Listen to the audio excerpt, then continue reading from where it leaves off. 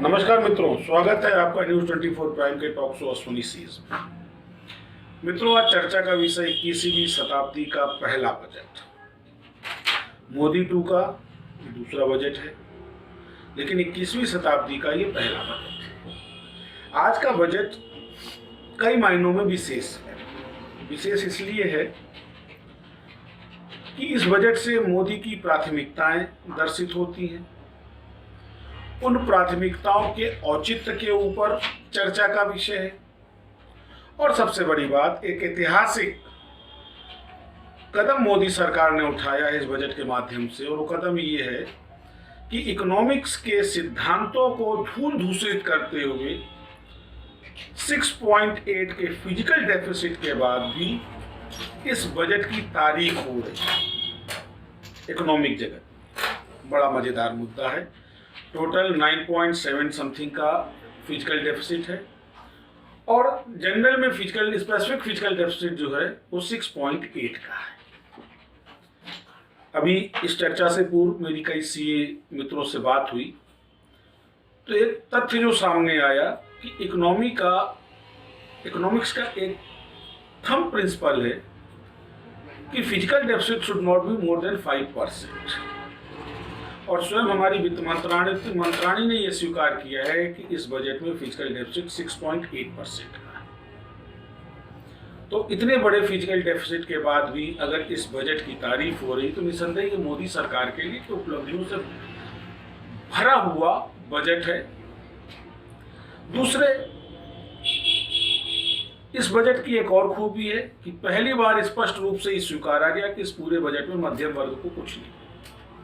लोकतंत्र में 52 से 57% की एक बड़ी आबादी को इग्नोर करके ये बजट बनाया गया। कम से कम 74 वर्षों में पहली बार किसी पार्टी ने ईमानदारी से इसको स्वीकारा, और ये एक सबक है मध्यम वर्ग के लिए। मैं अपने पिछले कई वीडियो में भी इस चीज को शेयर कर चुका हूं, चाहे वो कांग्रेस की सरकार रही हो या बीच में आने जाने वाली सरकारें रही, जिन सरकार ने बजट प्रस्तुत किया, 74 वर्ष के हिंदुस्तान के गणतंत्र में जो आबादी का एक बड़ा हिस्सा है 52 से 57% का, जिसको मध्यम वर्ग कहा जाता है, उसको इतना उपेक्षित रखा गया जितना दुनिया में किसी भी जात धर्म वर्ग की आबादी को नहीं रखा गया है।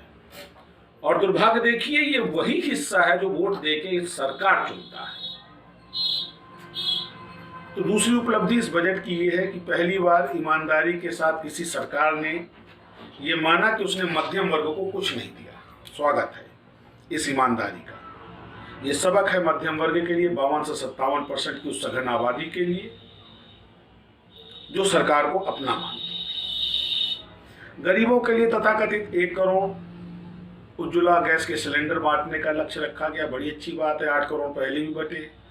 पर प्रश्न ये उठता है कि इस बजट के बनाने वालों ने क्या इस पर भी कोई वर्कआउट किया कि जो पहले के 8 करोड़ सिलेंडर बांटे गए हैं, विकास की आय को जो टैक्सों के माध्यम से आम जनता देती है उसको अपने राजनीतिक उपयोग में लाने के लिए, जिस तरह केजरीवाल दिल्ली में फ्री बिजली बांट रहे हैं, पानी बांट रहे हैं, उसी तरीके से केंद्र सरकार फ्री में उज्ज्वला गैस के सिलेंडर दे रही है। उन 8 करोड़ सिलेंडरों में रिफिलिंग कितनों की हो रही है और कितने प्रतिशत से हो रही है?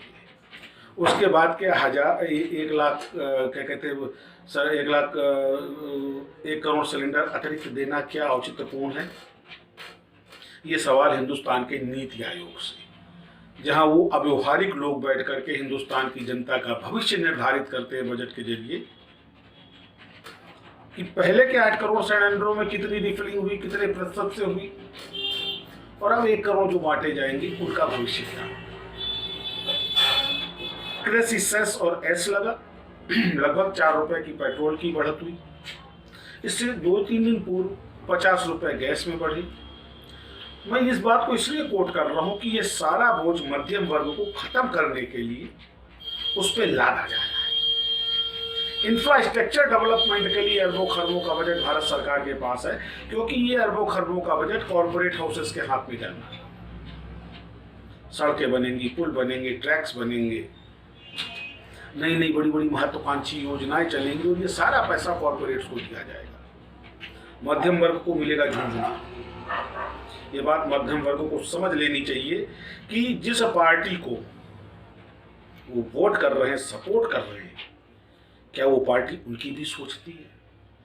क्या हिंदुस्तान के संविधान में मध्यम वर्ग को जीने का, डिग्निटी के साथ जीने का अधिकार नहीं?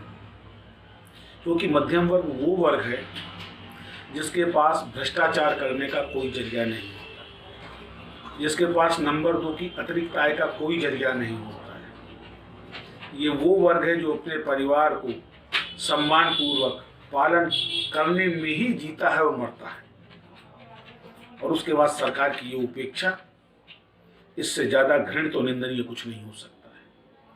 परंतु मैं एक बात की तारीफ भी करूंगा मोदी सरकार की कि पहली बार इस बात को बड़ी स्पष्टता से सफागोई के साथ स्वीकारा भी किया है। अब जिस स्पष्टता से मोदी सरकार ने सफागोई को पेश किया है, जिससे ये स्वीकारा है, मध्यम वर्ग को भी समझ लेना चाहिए कि उसके वोट से चुनी सरकारें उनके प्रति कितनी सचेत हैं, कितनी जागरूक है और उनके हित में कितना समर्पित है। मित्रों, जनरल मीडिया में, इलेक्ट्रॉनिक मीडिया में जो जनरल चैनल्स हैं जिनके ऊपर आए दिन गोदी मीडिया होने का आरोप लगता रहता है, और उनमें से तो कुछ हैं भी, सुबह से बड़ी जोरदारी से इस बजट की तारीफ हो रही है, जैसे कि इस बजट ने बड़ी उपलब्धियां ला दी और हिंदुस्तान की एंटायर व्यवस्था चेंज हो जाएगी, अर्थव्यवस्था में 5 ट्रिलियन इकोनॉमी की बातें हो रही हैं। परंतु प्रश्न ये उठता है कि क्या देश की कुल आबादी के 52 से 57% भाग को नजरअंदाज कर कोई देश विकसित हो सकता है? और दूसरा एक महत्वपूर्ण प्रश्न कि ये बजट कहीं पुनः एक बार देश को आर्थिक गुलामी की तरफ अग्रसित होने का तो द्योतक नहीं। तो जिस तरीके से इंफ्रास्ट्रक्चर्स को लेकर के बड़ी बड़ी घोषणाएं की गई, मैं अभी नितिन गडकरी साहब को देख रहा था, वो बता रहे थे यूपी में 2 लाख करोड़ की योजना चल रही है, महाराष्ट्र में 4 लाख करोड़ की योजना चल रही है। मैं उनको एक अच्छा नेता मानता हूँ और हकीकत ये है कि आज की तारीख में अगर मेरा व्यक्तिगत अगर राय ली जाए तो निसंदेह नितिन गडकरी एक अच्छे नेता है। वो नेता है जो व्यवहारिकता से जुड़े, धरातल से जुड़े और जिनको एक आम जीवन के सुखद और कटु का अनुभव भी। परंतु मैं गडकरी साहब से पूछना चाहूँगा कि बड़े बड़े हाईवे, इकोनॉमिक कॉरिडोर, पुलों को प्राथमिकता देना ज़्यादा ज़रूरी है या एक आम आदमी के परिवार को उज्ज्वल और सुरक्षित भविष्य देना ज़्यादा जरूरी है? एमएसएमई के ऊपर बोलते हुए हमारी वित्त मंत्रालय ने कहा कि हम एमएसएमई सेक्टर को बढ़ावा देंगे, एक्साइज ड्यूटी 5 की जगह 15% करेंगे। मैं नहीं समझ पाया, या तो हो सकता है मेरे सुनने में कोई गफलत हुई हो कि जब ड्यूटी 5 से 15% होगी तो उस ट्रेड को बढ़ावा कैसे मिलेगा? निसंदेह एक अच्छा काम किया, विदेशी आयात पर आपने ड्यूटी बढ़ाई, एक अच्छी चीज़ है। इससे निसंदेह कॉटेज इंडस्ट्रीज को बढ़ावा मिलेगा, मिलना चाहिए। मैं श्योर नहीं हूँ, इसलिए कि कॉटेज इंडस्ट्रीज के पास वर्किंग कैपिटल भी तो हो। हाँ, एक बड़ी अच्छी बात आई, हम लोग बहुत दिनों से चर्चा कर रहे हैं कि किस तरह सहकारी बैंकों के नाम पर पब्लिक लूटी जा रही है, और उन्हीं सहकारी बैंकों को पुनः इस बार बजट में एक अच्छा खासा धन आवंटित किया गया। मैं पूछना चाहूँगा माननीय मंत्रालय जी से, क्या वो बताएंगी ये जानते हुए कि ये सहकारी बैंकें इतने बड़े गबन घोटाले करके पब्लिक का पैसा लूट रही हैं, इनको संरक्षित करने के पीछे क्या प्रयोजन है? मैं नाम नहीं लूंगा, केंद्र सरकार के एक बहुत ऊंचे कद के मंत्री के अपने बेटे के नाम 3-3, 4-4 सहकारी बैंक हैं एक प्रदेश विशेष में। कहीं वो तो इस तथाकथित लाभ का प्रत्यक्ष पात्र नहीं? सोचने वाली बात कि जब हिंदुस्तान की कोऑपरेटिव बैंकिंग में सी और डी ग्रेड के बैंक बढ़ रहे हैं, सरकारी बैंक विलय करके कम किए जा रहे हैं, ऐसे में स्पेसिफिकली कोऑपरेटिव बैंकिंग को इतना बड़ा बजट देने की आवश्यकता कहीं ना कहीं मेरी कुछ शंकाएं हैं। हो सकता है मैं शंकाओं में निर्मूल हूं, परंतु एक आम आदमी ने जो इस बजट से आस लगाई थी, उस आशा पर यह बजट पूरी तरह निष्फल रहा, असफल रहा। और ये बजट प्रशंसा के योग्य इसलिए नहीं है क्योंकि इसमें भारत की कुल आबादी के एक बड़े अनुपात को नजरअंदाज किया गया। लोकतंत्र को गणतंत्र कहा गया है, जहां जनबल की महती आवश्यकता और महत्व बताया गया है। इतनी बड़ी आबादी को नजरअंदाज कर बनाया जाने वाला बजट कहीं से भी प्रशंसा का पात्र नहीं हो सकता। फिर भी मैं तारीफ करूंगा मोदी सरकार की कि 6.8 के फिजिकल डेफिसिट पर, टोटल 9.75% के टोटल डेफिसिट पर इस बजट को विकासशील बजट बताना, सुखद भविष्य की अपेक्षा वाला बजट बताना, कहीं ना कहीं मन में कुछ भ्रांतियों को उत्पन्न करता है। मैं फिर आपसे शेयर करना चाहूंगा कि जिस इंफ्रास्ट्रक्चर पे इतने बड़े खर्च की बात इस बजट में कही गई है, वो केवल लाभ पहुंचाएगी तो कॉर्पोरेट घरानों को, न कि आम आदमी को। फॉर एग्जाम्पल, एक सो कॉल्ड बुलेट ट्रेन का दावा भरा जा रहा है भाजपा सरकार द्वारा कि हिंदुस्तान की उपलब्धि है बुलेट ट्रेन, निसंदेह दो राय नहीं। पर एक प्रश्न कि क्या वो बुलेट ट्रेन आम आदमी की हैसियत की है या उससे एक सीमित वर्ग को फायदा पहुंचेगा? उनके लिए तो ऑलरेडी हवाई जहाज है, हेलीकॉप्टर है, चॉपर है, दे कुड हायर, उनके तो अपने पर्सनल प्लेन्स हैं। तो ऐसी योजनाओं का क्या औचित्य जिस योजना में हिंदुस्तान का आम आदमी न शामिल है?